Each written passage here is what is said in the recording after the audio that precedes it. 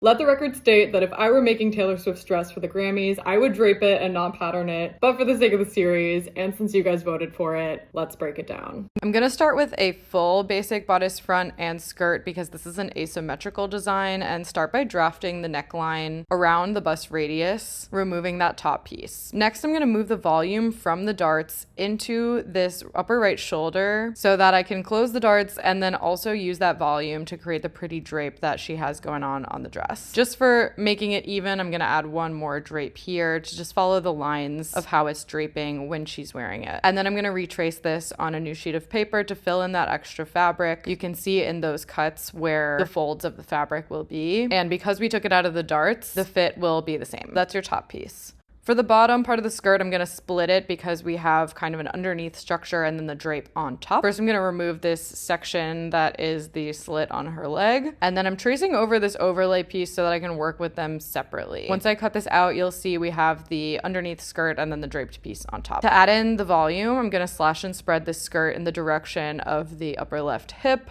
opening those up so that we get the gathers on that side, and tracing that onto a new sheet of pattern paper to fill it in with the extra fabric, and that's where it will gather in.